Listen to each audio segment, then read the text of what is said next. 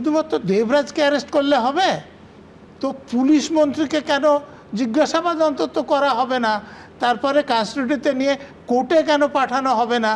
যে তুমি আগে জানতে পারো না, মেনে নিলাম, কিন্তু তোমাকে যখন জানানো হলো তুমি কোনো ব্যবস্থা নেওনি কেন? এটাও তো অপরাধ। আর ধরুন যে ক্যামাক স্টেটে যে পয়সা আসতো তাকেই বা জিজ্ঞাসাবাদ করা হবে না, বা কোর্টে কেন তোলা হবে না? আমি যেটা বলতে চাইছি যে একজন দেবরাজকে ধরলে হবে না। এই দেবরাজের মতো যারা আছেন, কেউ নেপাল সীমান্ত থেকে ধরা পড়ছেন, কেউ অন্য রাজ্যের সীমান্ত থেকে ধরা পড়ছেন, কেউ বাংলাদেশ সীমান্ত থেকে ধরা পড়ছেন, ঠিক আছে, কিন্তু আমি বলবো রাজ্যের লোক কিন্তু এই দাবার বোড়েদের অ্যারেস্ট দেখতে চাইছে না। তারা দেখতে চাইছে কবে মমতা ব্যানার্জি অ্যারেস্ট হবে, কবে অভিষেক ব্যানার্জি অ্যারেস্ট হবে, এবং তারাই সম্পূর্ণ অপরাধ প্রক্রিয়াটা চালিয়েছে।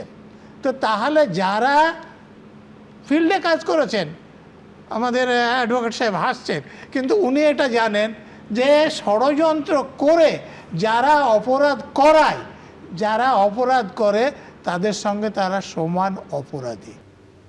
দেবরাজ চক্রবর্তীদের দুর্নীতির কেবল একটা মাত্র উৎসমুখ ছিল না। প্রাথমিক শিক্ষক নিয়োগ দুর্নীতি, প্রমোটারদের থেকে তোলা আদায়, বিভিন্নভাবে টাকা তোলা চলতো, আর তারই একটা কর্পোরেট মডেল তৈরি হয়েছিল। ঘণ্টাখানিক সঙ্গে সমান অনুষ্ঠানে সেই মন্তব্য করলেন আইনজীবী ফিরদৌস শামীম। প্রাথমিক শিক্ষক নিয়োগ দুর্নীতিতে তদন্ত করতে করতে মিউনিসিপ্যালিটি স্ক্যামের ডকুমেন্ট উঠে এলো, সেটাকে আটকাতে সিবিআই তদন্তের নির্দেশ দিয়েছে আদালত। সেটাতে এগ্রিভকে সেই সময়ে রাজ্য সরকার তারা চলে গেল আপ টু সুপ্রিম কোর্ট পর্যন্ত, সিঙ্গেল বেঞ্চ, ডিভিশন বেঞ্চ হয়ে সুপ্রিম কোর্ট পর্যন্ত।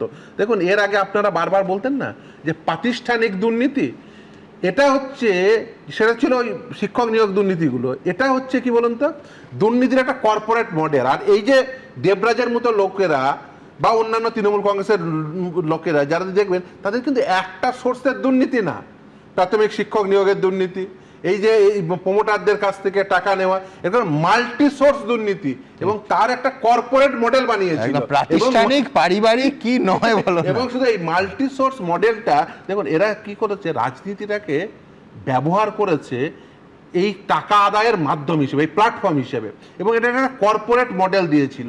এই যে বলছেন না যে প্রতিটি জেলায় এর ডান হাত, উত্তর 24 পরগনা একটা দেবরাজ পাবেন, বীরভূমে আরেকজনকে পাবেন, নদিয়ায় আরেকজনকে পাবেন, ইজারা দেওয়ার মতো। মানে আগেকার দিনে ওই যে যখন জমিদারি দেওয়া হতো না, যে এই অঞ্চলটি তোমাকে জমিদারি দেওয়া হলো, ওখান থেকে তুমি সমস্ত ফসলের মূল্য নিয়ে তারপরে তুমি সেটা পাঠিয়ে দেবে, মনসবদারি প্রথা। ফলে এই প্রথা কিন্তু শুরু করেছিল, এবং এটা এই স্ট্রাকচারটা মানে অত্যন্ত সুগঠিতভাবে তৈরি হয়েছিল। এবিপি আনন্দ, এগিয়ে থাকে, এগিয়ে রাখে।